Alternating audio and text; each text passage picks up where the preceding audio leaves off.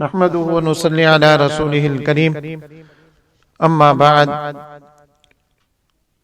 فقد قال النبي صلى الله عليه وسلم الدعاء مخ العبادة أو كما قال النبي صلى الله عليه وسلم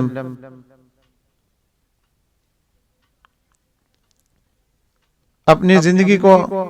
آسان بنانے کے لیے ہم حق تعالی کے ساتھ اپنے تعلق میں اخلاص پیدا کریں۔ اخلاص کا مطلب یہ ہوتا ہے کہ وہ چیز جو ملاوٹ سے پاک ہو۔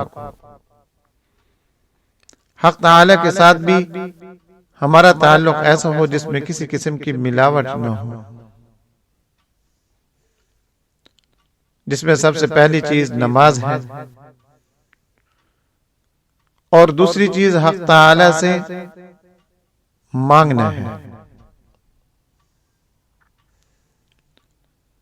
حق تعالی سے مانگنے کی وجہ سے جو انسان کا حق تعالی کے ساتھ تعلق ہوتا ہے، اس تعلق میں مٹھاس پیدا ہوتی ہے، اس میں شیرینی آتی ہے، اس میں انسان کے اندر حق تعالی کی معرفت کی صلاحیت پیدا ہوتی ہے کہ اس کے اندر یہ استعداد پیدا ہو جاتی ہے کہ وہ حق تعالی کو پہچان سکتا ہے۔ حضرت علی رضی اللہ تعالی عنہ فرماتے ہیں کہ جب ہم ایک کام کرنے لگتے ہیں، ہمارا ارادہ کچھ اور ہوتا ہے، لیکن وہ ارادہ پورا نہیں ہو سکتا، تو ہمیں پتہ چلتا ہے کہ کام کرنے والی ذات کوئی اور ہے۔ اسی طرح جب حق تعالی سے انسان مانگتا ہے تو مانگنے میں وہ سمجھتا ہے کہ میرے کام کو بنانے والی ذات وہی ہے، میرے پاس جو اسباب ہیں، میرے پاس جو وسائل ہیں، میرے جو تعلقات ہیں،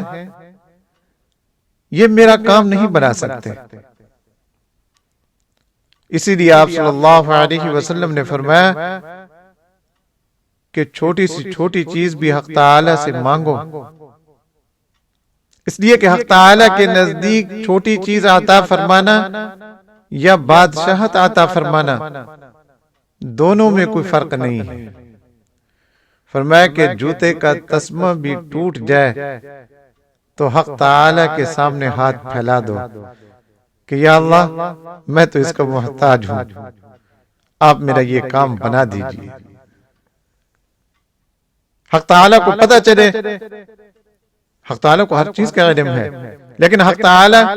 بعض چیزیں ہماری زبان سے سننا چاہتے ہوتے ہیں،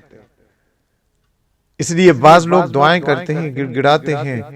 مانگتے ہیں، اس کے باوجود دعائیں قبول نہیں ہوتی۔ وہ سمجھتے ہیں کہ ہماری دعا قبول نہیں ہو رہی، نہ معلوم کیا وجہ ہے، لیکن اصل بات یہ ہوتی ہے کہ حق تعالی کو ان کا مانگنا پسند آ جاتا ہے۔ حق تعالی چاہتے ہیں کہ یہ مانگتا رہے،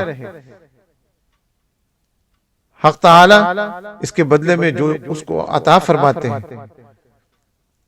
وہ اس سے بھی بڑھ کر ہوتا ہے جو اس نے مانگا ہوتا ہے۔ اس لیے حدیث میں آتا ہے کہ قیامت کے دن جب حق تعالی دعاؤں کے بدلے میں جو انعامات عطا فرمائیں گے، جن کی دعائیں قبول نہیں ہوئی ہوں گی، تو اس وقت ان انعامات کو دیکھ کر بندہ کہے گا کہ یا اللہ میری کوئی دعا بھی قبول نہ ہوئی ہوتی۔ اس وقت یہ تمنا کرے گا، اس وقت یہ خواہش کرے گا کہ میں نے جو کچھ مانگا تھا وہ مجھے اس وقت نہ ملتا، آج جو حق تعالی مجھے انعام دے رہے ہیں، اسی انعام کی صورت میں وہ چیز مجھے مل جاتی۔ تو بہرحال حق تعالیٰ کو مانگنا اتنا پسند ہے کہ آپ صلی اللہ علیہ وسلم نے فرمایا لیس شیء اکرم علی اللہ من الدعاء، کہ دعا سے بڑھ کر حق تعالیٰ کے نزدیک کوئی چیز باعظمت نہیں ہے، سب سے زیادہ عظمت والی چیز حق تعالیٰ کے نزدیک دعا ہے۔ مانگنے کو حق تعالیٰ پسند فرماتے ہیں، اور نہ مانگنے والے سے ناراض ہو جاتے ہیں۔ آپ صلی اللہ علیہ وسلم نے فرمایا من لم یسأل اللہ یغضب علیہ، جو آدمی اللہ سے سوال نہیں کرتا، جو اللہ سے بھیک نہیں مانگتا، جو اللہ کے سامنے ہاتھ نہیں پھیلاتا، جو اللہ کے سامنے اپنی جھولی نہیں پھیلاتا، حق تعالی اس سے ناراض ہوتے ہیں۔ اور جو شخص اللہ تبارک و تعالی سے زیادہ مانگتا ہے، ہر وقت مانگنے کی عادت ڈال لیتا ہے، کھانا کھانے بیٹھے تو حق تعالی سے مانگنا شروع کر دیا، یا اللہ اس میں برکت عطا فرما دے، یہ کھانا میرے لیے صحت کا ذریعہ بن جائے، یہ کھانا میری عبادت کے لیے طاقت کا ذریعہ بن جائے، اس کے ذریعے میں بھلائیاں اور نیکیاں کروں،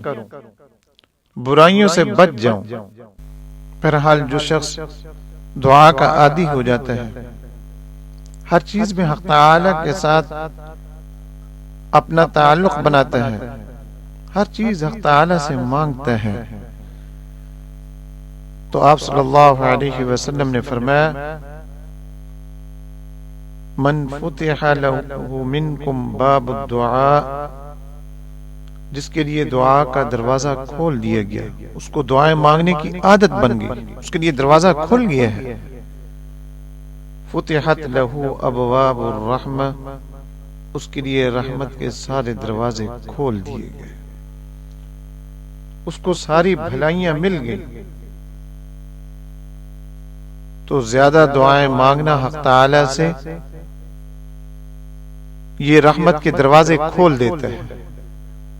بھلائیوں کے دروازے اس سے کھل جاتے ہیں۔ تو ہم اپنے لیے، اپنی اولاد کے لیے، اپنے عزیز و اقارب کے لیے، اپنے دوست و احباب کے لیے ہر وقت مانگنے کی عادت ڈالیں۔ دعا کے قبول ہونے کے لیے آپ صلی اللہ علیہ وسلم نے کچھ آداب بتائے ہیں، ان میں سے ایک دو آداب آپ کے سامنے میں عرض کر دیتا ہوں۔ آپ صلی اللہ علیہ وسلم نے فرمایا کہ جو شخص چاہتا ہے کہ مصیبت کے وقت، تنگی کے وقت، پریشانی کے وقت اس کی دعا قبول ہو، تو اس کو چاہیے کہ خوشحالی کے وقت حق تعالی سے زیادہ مانگا کرے، خوشحالی کے وقت حق تعالی کو نہ بھولے۔ جس وقت حق تعالی کا انعام برس رہا ہے، جس وقت حق تعالی کی نعمتوں کی بارش ہو رہی ہے، ایسے وقت میں حق تعالی کو بھولے نہ، اس وقت بھی حق تعالی پر نظر ہو اور حق تعالی سے مانگتا رہے، تو ایسے شخص کی دعا قبول ہوتی ہے۔ فرمایا کہ من سرہ ان یستجیب اللہ لہ عند الشدائد، کہ جو شخص اس بات کو پسند کرتا ہے کہ مصیبتوں کے وقت اس کی دعا حق تعالی سن لیں، قبول کر لیں، فَلْيُكْثِرِ الدُّعَاءَ فِي الرَّخَاءِ، فرمایا اس کو چاہیے کہ وہ خوشحالی کے وقت زیادہ سے زیادہ حق تعالی سے مانگے۔ دوسری روایت میں آتا ہے کہ جس وقت دعا اوپر جاتی ہے، فرشتے اس دعا کو سنتے ہیں۔ ایک پریشان آدمی، ایک مصیبت زدہ، ایک تکلیف زدہ آدمی دعا مانگتا ہے، فرشتے کہتے ہیں کہ یہ دعا درد مند آدمی کی ہے، مصیبت زدہ آدمی کی ہے، کسی مظلوم کی ہے، لیکن اس کی جو آواز ہے وہ ہماری جانی پہچانی نہیں ہے، اس لیے اس پر آمین نہیں کہتے۔ اور جو آدمی خوشحالی کے وقت حق تعالی سے مانگتا رہتا ہے، جب وہ تنگی کے وقت، مصیبت کے وقت حق تعالی سے مانگتا ہے اور دعا اوپر جاتی ہے، فرشتے کہتے ہیں کہ یہ کسی مظلوم کی دعا ہے، یہ کسی مصیبت زدہ کی دعا ہے، یہ کسی تکلیف اور مصیبت کے اندر مبتلا آدمی کی دعا ہے، اور اس کی جو آواز ہے وہ ہماری جانی پہچانی ہے۔ یہ شخص پہلے بھی مانگتا رہتا ہے، اس کی آوازیں پہلے بھی ہم سنتے رہتے ہیں، اس کی فریادیں ہم پہلے بھی سنتے رہتے ہیں، اس لیے اس دعا پر فرشتے آمین کہتے ہیں۔ تو ہم اگر چاہتے ہیں کہ ہماری دعاؤں پر بھی فرشتے آمین کہیں مصیبت کے وقت، پریشانی کے وقت، تو پھر ہمیں چاہیے کہ خوشحالی کے وقت بھی حق تعالیٰ کو نہ بھولیں۔ اسی طرح آپ صلی اللہ علیہ وسلم نے ایک ادب یہ بیان فرمایا کہ جس وقت تم دعا مانگو تو اس یقین کے ساتھ مانگو کہ یہ دعا حق تعالیٰ قبول فرمائیں گے۔ فرمایا کہ ادعوا اللہ وانتم موقنون بالاجابہ، تم اللہ سے مانگو اور اس بات کا یقین رکھو کہ حق تعالیٰ اس دعا کو قبول فرمائیں گے۔ فرمایا وَاعْلَمُوا أَنَّ اللَّهَ لَا يَسْتَجِيبُ دُعَاءً مِّن قَلْبٍ غَافِلٍ لَاهٍ۔ فرمایا کہ حق تعالیٰ ایسے شخص کی دعا کو قبول نہیں کرتے جو غافل ہو کر مانگے، سست ہو کر مانگے۔ دعا مانگ رہا ہے لیکن دعا کے اندر دل لگا ہوا نہیں ہے، دل کہیں اور لگا ہوا ہے، سوچ کچھ اور رہا ہے، الفاظ ادا کر رہا ہے، یا اللہ مجھے معاف کر دے، یا اللہ میرا فلاں کام کر دے، یا اللہ میری فلاں مصیبت کو دور کر دے۔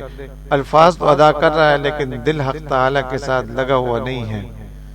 فرمایا کہ ایسے شخص کی دعا بھی حق تعالیٰ قبول نہیں فرماتے۔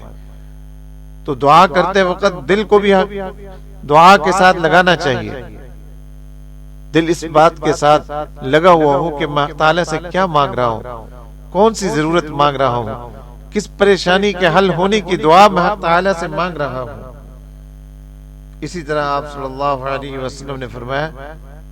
کہ دعا کے اندر انسان کو جلدی نہیں کرنی چاہیے۔ دعا کی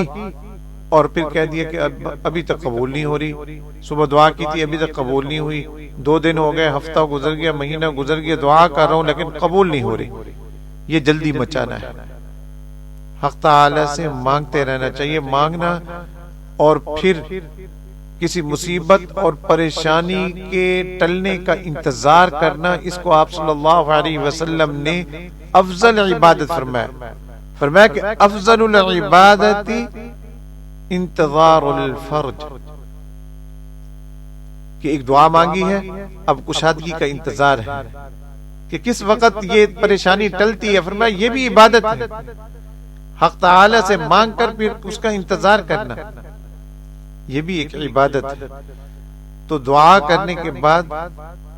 جلدی مچانا یہ حق تعالیٰ کو پسند نہیں ہے۔ دعا کرنے کے بعد حق تعالیٰ پر بھروسہ کیا جائے، کیونکہ حق تعالیٰ نے فرمایا وَمَن يَتَوَكَّلْ عَلَى اللَّهِ فَهُوَ حَسْبُهُ، جو اللہ پر بھروسہ کرتا ہے اللہ اس کو کافی ہو جاتا ہے۔ جو یہ سمجھ لیتا ہے کہ میرا کام اللہ نے بنانا ہے، حق تعالیٰ اس کے لیے کافی ہو جاتے ہیں۔ اور بھی دعا کے آداب اور دعا کے فضائل ہیں، انشاءاللہ میں بعد میں عرض کروں گا۔ حق تعالیٰ میں سمجھنے کی اور عمل کرنے کی توفیق عطا فرمائے۔ وآخر دعوانا الحمدللہ رب العالمین۔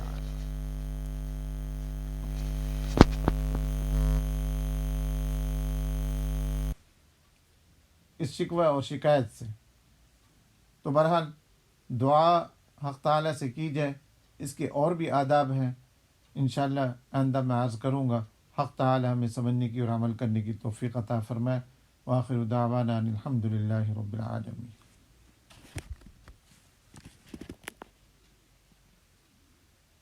نحمدہ ونصلی علی رسول